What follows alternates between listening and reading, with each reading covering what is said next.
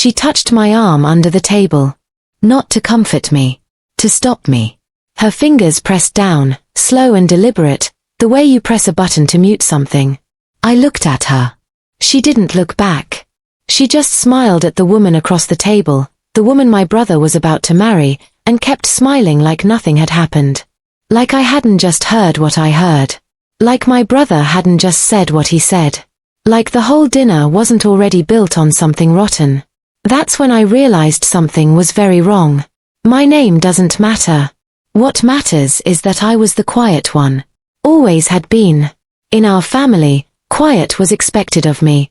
My brother Ryan was the golden one, older, charming, always the center of every room. I was 3 years younger, and I learned early that my job was to not interfere with his shine. My mother used to say it like it was wisdom, don't embarrass us. Stay silent. I heard that sentence more times than I can count. At family dinners. At weddings.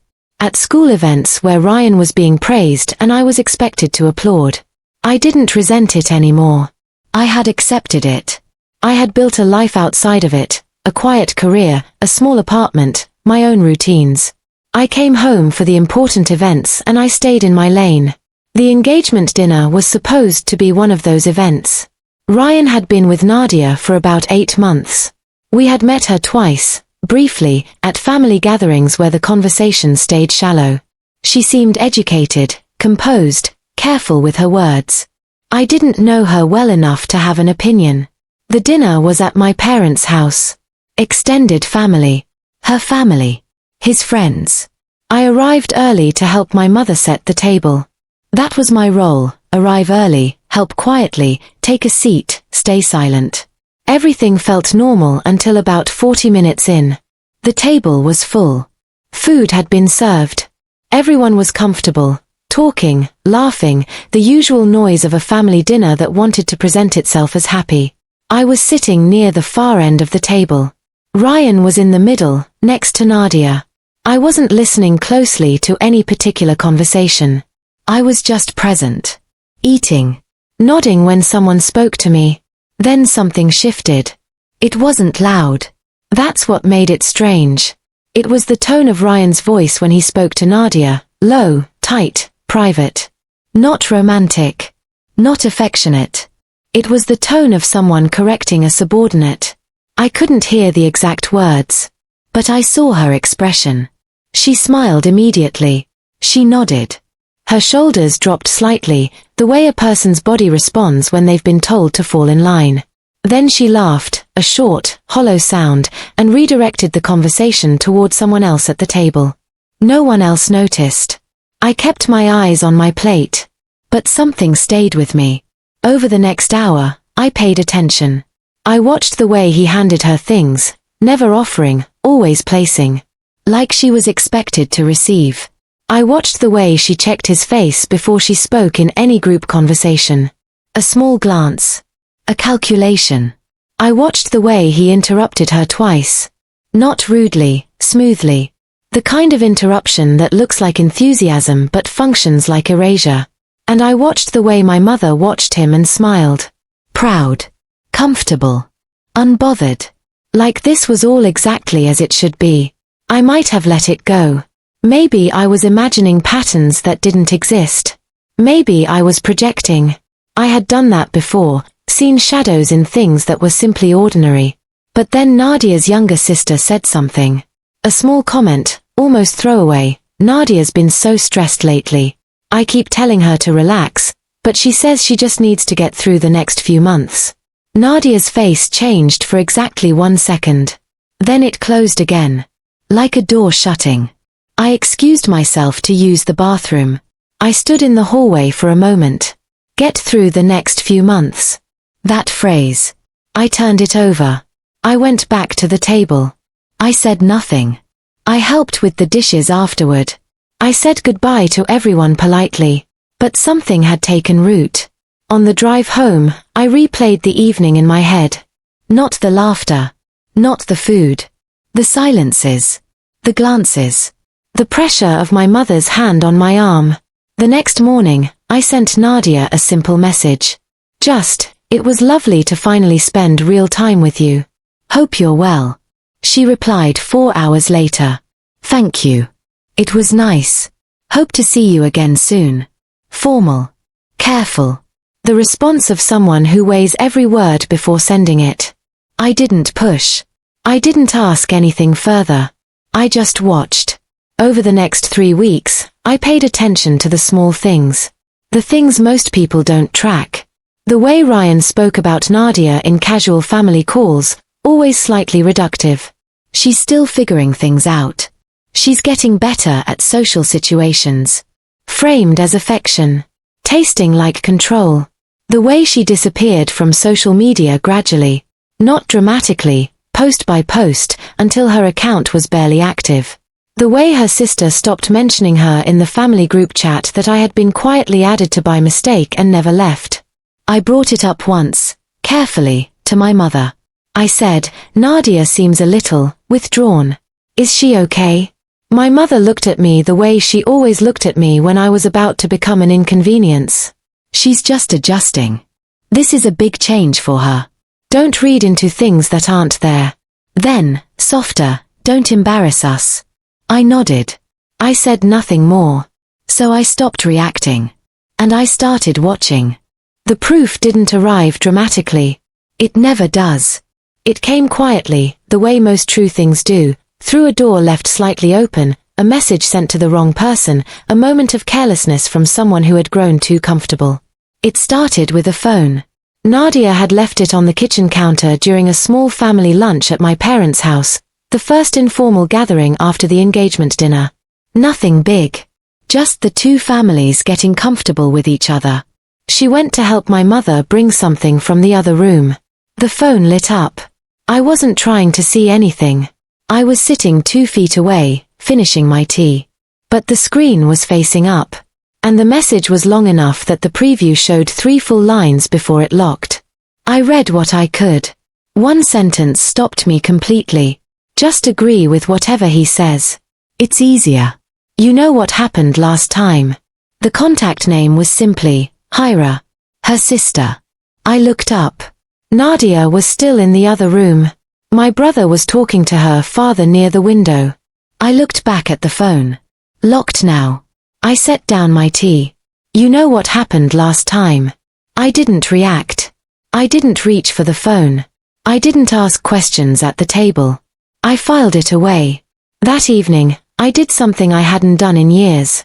I called Nadia's sister. Hyra and I had spoken maybe 4 times in our lives, brief, polite exchanges at family events. We weren't close. But I had her number from a group chat, and I had a reason now. I kept the call simple.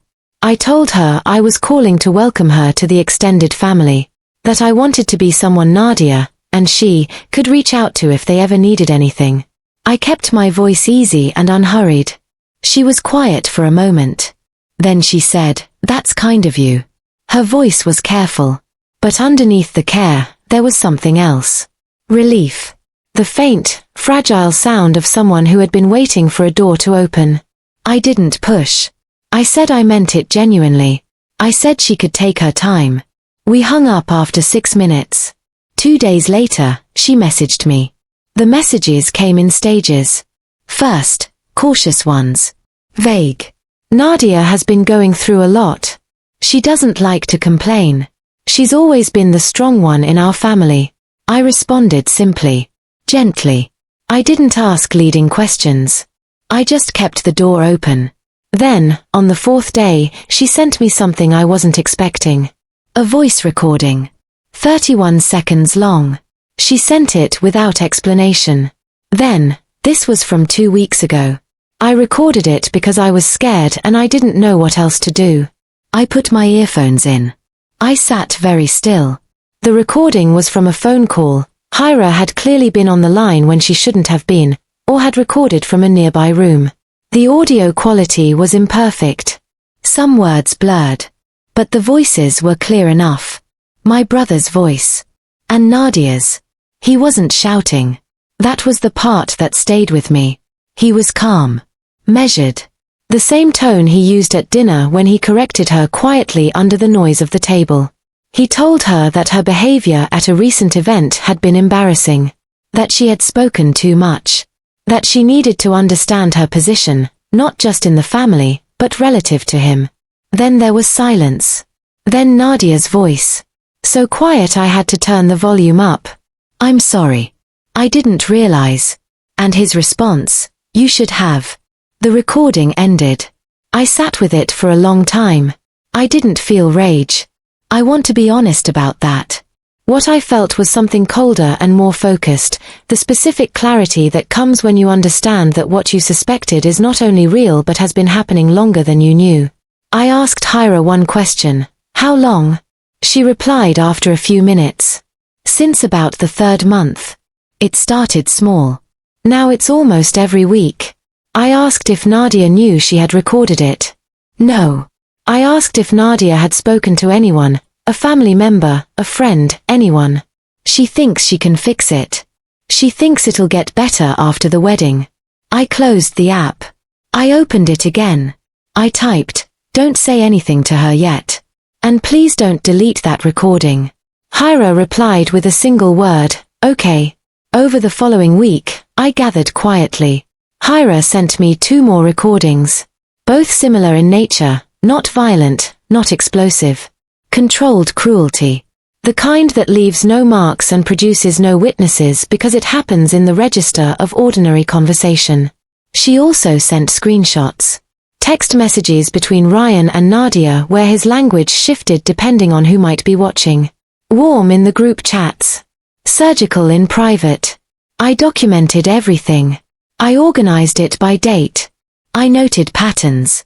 I also spoke to Nadia directly, once, briefly, at a coffee shop near her workplace. I told her I had been thinking about her. That the transition into a new family could be overwhelming.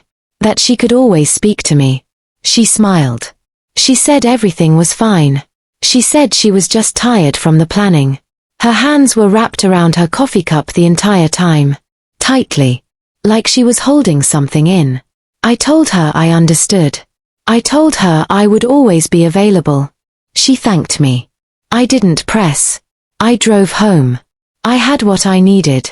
I had proof. I had a witness. I had documentation. And I had one very important advantage. No one knew I had any of it. Confronting them would have ruined everything. There is a particular kind of power in being underestimated. I had lived inside it my whole life. The quiet one. The younger one. The one who stayed silent at dinner tables and helped with dishes and nodded at the right moments. The one my mother pressed her hand onto to keep still. For most of my life, I had experienced that as a limitation. Now, for the first time, I understood it as an advantage. Nobody was watching me. Nobody was managing me. Nobody thought I was capable of doing what I was about to do. So I moved carefully.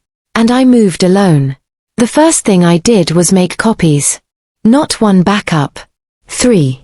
The recordings Hyra had sent me were saved to my phone, transferred to a secure cloud folder with a password no one in my family knew, and copied onto a small USB drive that I kept separate from everything else I owned. The screenshots were printed. Dated.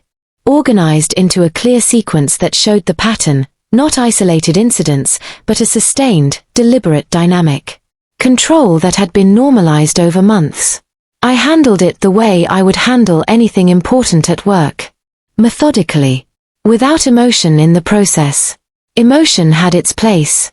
This was not that place. The second thing I did was research. I spent 4 evenings reading. Domestic abuse frameworks. Emotional and psychological abuse definitions under civil and family law. The distinction between what is prosecutable and what is simply, deeply, wrong. What Ryan was doing existed in a gray space legally. The recordings were not evidence of physical violence. There were no threats explicit enough to file a report on immediately. What they captured was coercive control, a pattern of behavior designed to diminish, isolate, and dominate. In some jurisdictions, coercive control is now recognized as a legal category of abuse. I looked up which organizations specifically worked with women in premarital coercive control situations. Women who hadn't yet recognized what was happening to them as abuse because it had never been named for them. I found one. a legal aid organization connected to a women's support network. They had a consultation line. I called on a Tuesday evening. I didn't give my name. I described the situation factually. The duration. The nature of the recordings. The pattern in the messages. The upcoming marriage. The woman on the other end of the line listened without interrupting. When I finished, she asked one question. Does the woman in this situation have anyone she trusts? I thought of Hira. Of the way she had sent that first recording without explanation. I was scared and I didn't know what else to do. Her sister, I said. Then that's where it starts. I met with Hira in person for the first time 10 days before the wedding. We sat in a coffee shop far from the neighborhood either of our families lived in. She was younger than I had registered at family events, early 20s, nervous energy, the specific exhaustion of someone who had been carrying a secret that was too heavy for one person. I ordered 2 coffees and I put the USB drive on the table between us. I told her what I had organized, what I had found, what I had consulted about. She stared at the drive for a moment. Then, what happens if Nadia doesn't want to do anything? It was the right question. The most important question. I told her the truth. Then nothing happens without her. She has to be the one to decide. And if she decides to go through with the wedding, then at least she decides with full information. Right now she's deciding without it. Hira was quiet. She picked up her coffee. Put it down. She's going to be angry at me, she said. For recording him. Maybe, I said. At first. Another silence. Will you be there when I tell her? If you want me to be. She nodded once. We met with Nadia 4 days later. Not at a family home. Not anywhere connected to Ryan or my parents. A neutral space, Hira's university friend's apartment, borrowed for the afternoon. Small, quiet, nobody else present. Nadia arrived thinking it was just a sister's afternoon. She had a bag from a bakery. She was in a good mood, lighter than I had seen her. She had just finalized something for the wedding, she said. Something about the flowers. She stopped when she saw me. Not hostile. Just surprised. I didn't know you were coming, she said to Hira. I know, Hira said. Sit down. Please. We didn't start with the recordings. Hira started by telling Nadia what she had observed. Not accusations. Just descriptions. Specific moments. Specific dates. The way she had watched her sister shrink over 8 months. The way Nadia's laugh had changed. The way she stopped calling home as often. The way she had started prefacing every opinion with Ryan thinks. Or Ryan says. Nadia listened with her hands flat on the table. Her face was controlled. But her jaw was tight. When Hira finished, Nadia said, every relationship has an adjustment period. Her voice was steady. Practiced. I recognized it. I had heard it from her before. It was the voice she used when she had already had this argument with herself and lost. I didn't challenge it. I just said, there's something we'd like you to hear. You don't have to respond. You don't have to do anything. Just listen. I placed my phone on the table. I pressed play. The recording lasted 31 seconds. Nadia didn't move. She stared at the phone while Ryan's voice filled the small room. Calm, surgical, the correction delivered without heat, without rage, without any of the markers that people use to recognize cruelty for what it is. You should have. Silence. Then the recording ended. Nadia didn't cry. She didn't speak. She picked up her coffee from the table. Took a slow sip. Set it back down. Then, how many? I told her. 3 recordings. Weeks of messages. Everything organized, dated, copied. She looked at her sister. Something passed between them, not words. Just the particular communication of 2 people who have known each other their whole lives. Then she looked at me. Why are you doing this? She asked. He's your brother. I thought about how to answer. I had thought about this question before she asked it. I had prepared something reasonable, something measured. But what came out was simpler. Because my mother pressed her hand on my arm at that dinner to keep me quiet. And I spent my whole life staying quiet. I'm done with that. Nadia looked at me for a long moment. Then she looked at the phone. What are the options? She asked. And that was the moment I knew she was ready. I walked her through what the legal aid organization had explained. The options available. The protections. The process if she chose to withdraw from the engagement. What her rights were. What documentation she now had. I was careful to present it as information, not instruction. Every sentence framed as her choice. She asked 3 questions. Precise ones. Practical ones. The questions of someone who had already begun to think clearly. By the time we left the apartment, she hadn't made a final decision. But she had taken the USB drive. She had saved the contact for the legal aid organization. And she had looked at her sister and said, quietly, without drama, I need a few days. Hyra nodded. We walked out separately. Careful, as we had been throughout. Behind us, Ryan was at home. Probably on his phone. Probably comfortable. The wedding was 4 days away. The invitations had been sent. The venue was booked.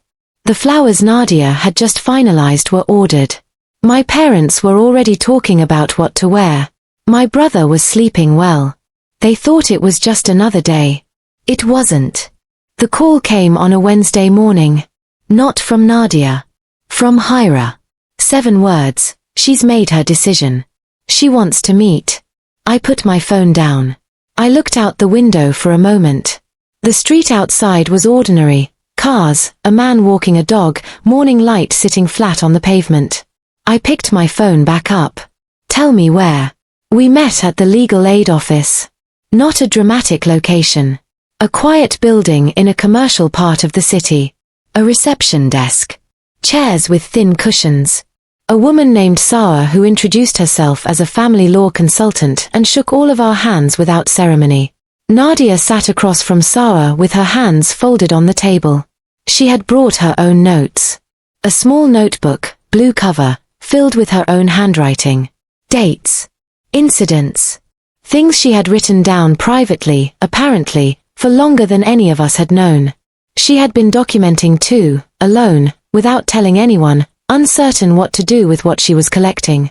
When she placed it on the table, Sarah looked at it, then at Nadia, and said simply, "Good. This helps." Nadia exhaled slowly, like she had been holding that breath for months. Sarah explained the process without dramatizing it. Withdrawing from an engagement is not legally complex on its own. But the coercive control documentation, the recordings, the messages, the pattern Hyra and I had compiled alongside Nadia's own notebook, opened additional considerations. It could be submitted formally if Nadia chose to pursue it further. It could be used to support a civil protection order.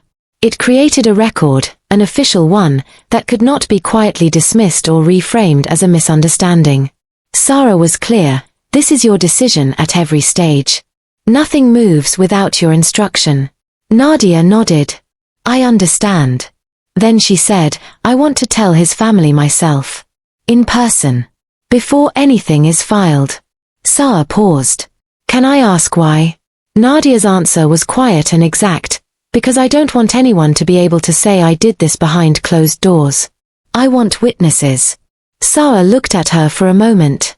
Then she wrote something in her notes. All right, she said. Let's talk about how to do that safely.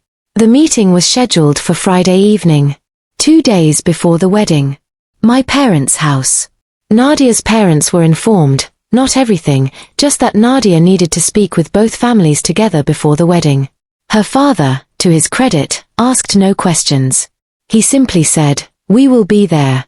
My mother called me Thursday night. She wanted to know if I knew what this was about. Her voice was careful. Controlled. The voice she used when she suspected something was wrong but hadn't decided how to respond to it yet. I told her I didn't know. It was the last dishonest thing I said throughout this entire situation. Friday arrived the way important days always do, unremarkably. I woke up early. Made tea. Sat with it. I wasn't nervous, exactly. I was the way you are before something that cannot be undone, present, deliberate, certain that the path behind you has already closed. I arrived at my parents' house at 6:30. Nadia and her family were arriving at 7. Ryan was there when I walked in. He was in a good mood. Relaxed. He made a joke about the wedding being so close he could already taste the food. My mother was fussing in the kitchen. My father was watching television. Everything looked normal. I sat down. I accepted the tea my mother brought. I kept my expression easy. At 7, the doorbell rang. Nadia walked in with her parents and Hira. She was dressed simply. No occasion wear. Just clean, composed, herself. She greeted my parents politely. She greeted my brother. His smile, when he saw her, was the warm public version, the one designed for rooms with witnesses. Everyone Saturday. My mother offered tea. Nadia's mother accepted. For approximately 90 seconds, it looked like a normal family visit. Then Nadia set a folder on the coffee table. She didn't raise her voice. She didn't cry. She spoke the way Sarah had helped her prepare to speak, clearly, sequentially, without space for interruption. She said that she had spent time over the past week reviewing her experience of the past 8 months. That she had spoken with a legal consultant. That she had documentation she wanted the families to be aware of. She opened the folder. Printed transcripts of the recordings. Dated screenshots of the private messages. A one-page summary prepared by Sarah's office, not a legal filing, just a clear, professional account of the documented pattern. She placed it on the table where everyone could see it. Then she said, "I am withdrawing from this engagement." The room shifted. Not explosively. That's the part one want to describe carefully, because in stories like this, people expect an explosion. There wasn't one. My mother's face went through several expressions in rapid succession, confusion, then recognition, then something close to fear. Not fear for Nadia. Fear of consequence. Fear of what this meant for the image she had spent decades maintaining. My father picked up one of the printed pages. Read it slowly. Set it down. Nadia's father sat completely still. The stillness of a man exercising enormous restraint. And Ryan. Ryan laughed. A short, sharp sound. Disbelief dressed as dismissal. "This is, Nadia, what is this? Who told you to do this?" His voice was the controlled one. The one from the recordings. Everyone in that room who had heard those recordings recognized it immediately. Nadia looked at him. She didn't answer his question. She said, "The legal consultant's contact information is also in that folder. If your family has questions about the documentation, she's available." Then she stood up. My mother turned to me. I don't know exactly what she was looking for. Confirmation that I knew nothing. Support. A familiar face willing to help manage the situation back into silence. Our eyes met. I didn't look away. And I didn't press her hand. She understood. She looked back at the table. What followed was not chaos. It was the specific, heavy quiet of people sitting with something they cannot undo or reframe. Ryan tried twice more to speak. Both times, Nadia's father quietly asked him to sit down. The second time, he did. My father asked one question, directed at no one in particular, just released into the room. "How long has this been happening?" Nobody answered. The answer was already on the table. Nadia and her family left 40 minutes later. Sarah's office filed the formal coercive control documentation the following Monday. It created an official record, not a criminal charge at that stage, but a legal document that existed, that carried Nadia's name and her evidence and the professional assessment of a qualified consultant. It could not be undone. It could not be quietly managed. Ryan spent the following weeks in a version of himself I had never seen, reduced, careful, stripped of the audience that had always made the performance possible. My mother did not speak to me for 3 weeks. When she finally called, she didn't apologize. She asked how I was. I told her I was fine. She was quiet for a moment. Then, "You could have come to me first." I thought about that. About every dinner table. Every pressed hand. Every instruction to stay silent. I said, "I did, once." You told me not to embarrass the family. She didn't respond. I didn't push. Some things don't need to be argued. They just need to be said once, clearly, and then released. Nadia sent me a message 6 weeks later. Short. No formalities. I started the sessions Saar recommended. It's harder than I expected. But I think I'm okay. Thank you for not waiting for me to ask. I read it twice. I replied, you did the hard part. All of it. She sent back a single punctuation mark. A period. Which felt, somehow, exactly right. Hyra and I still speak occasionally. Nothing dramatic, a message here and there. She finished her semester exams. She's thinking about law school. I told her she'd be good at it. She said, I learned from watching you. I didn't know what to say to that. So I just said, study hard.